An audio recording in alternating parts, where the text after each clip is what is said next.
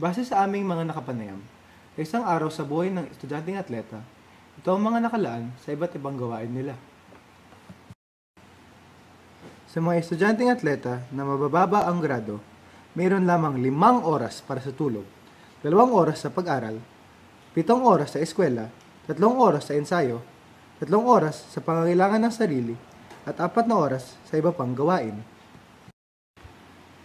Para sa mga estudyanteng atleta na may karangalang pang-akademiko, meron silang 6 ng oras ng tulog, 3 oras ng pag-aaral, 7 oras sa eskwela, 3 oras sa ensayo, 2 oras sa pangangailangan ng sarili, at 3 oras sa ibang gawain.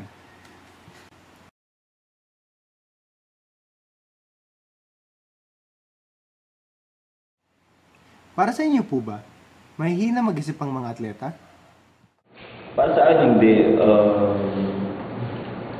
Yung katotohanan na nakapasok sila dito sa Ateneo, may kakayanan sila. Sa tingin ko, yung pagiging bobo ng atleta ay isang kasinungalingan o mito na umiiral. Kasi yung athlete o yung lalaro ay may angking katalinuhan, mga kakayanan. Meron silang kayang gawin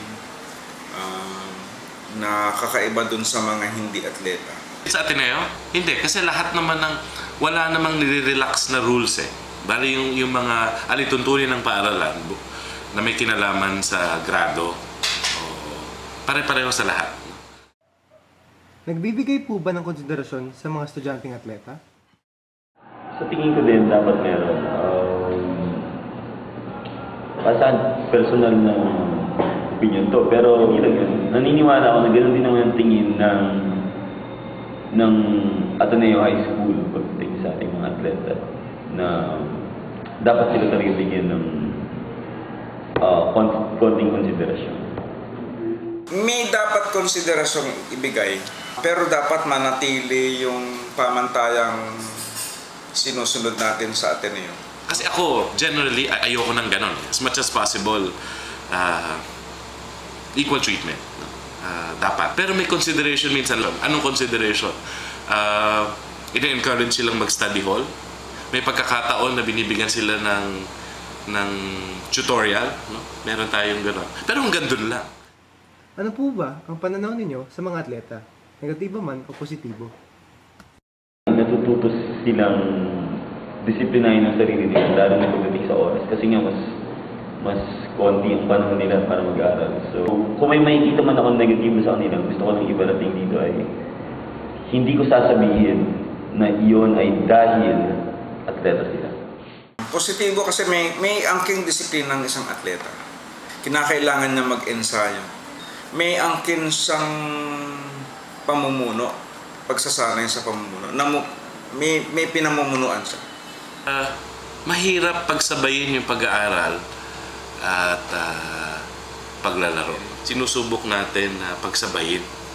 At meron tayong mga atleta na nagagawa yun. Para sa akin, mahalaga yun. Buhay. Na maraming bagay na wala kang magawa, kailangan mong pagsabay-sabayin. Kasi ganoon naman ang buhay. Ang daming bagay na kailangan mong gawin sabay-sabay at kailangan ibigay mo yung sarili mo ng todo-todo sa lahat.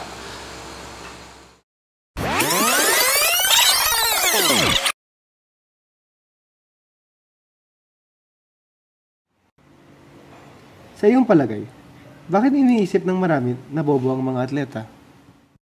Kasi meron tayong mga atleta na bobo nga talaga, yung inaayos ng teacher yung grades para lang mapaglaro siya. Dahil lang doon, para na-stereotype yung iba mga, yung lahat ng atleta na gano'n tayo lang. Ngunit hindi naman.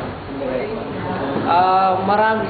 Siguro kaya ginagawa nila kasi merong mga atleta na tamad, na gusto lang paglalaro. Pero ang di kasi nila alam na merong mga atletang nagpupursige talaga. Yung determinadong mapagsabay yung pag-aaral saka yung paglalaro nila. Ngayong nalaman at napabuluanan na natin ang nasyon na may kahinaan nga ang mga magigiting at sikat na malalaro ng mataas na paaralang Ateneo de Manila, masasabi pa rin ba natin totoong ang bobo ang mga estudyanteng atleta?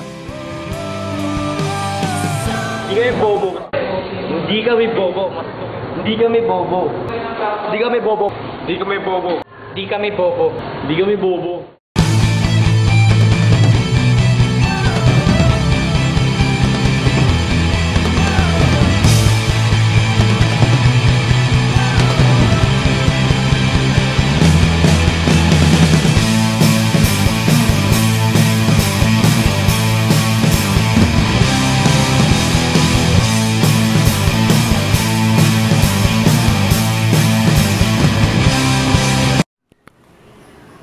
Ako si Robin Martinez ng Payo Juniors Basketball Team. Di kami bobo.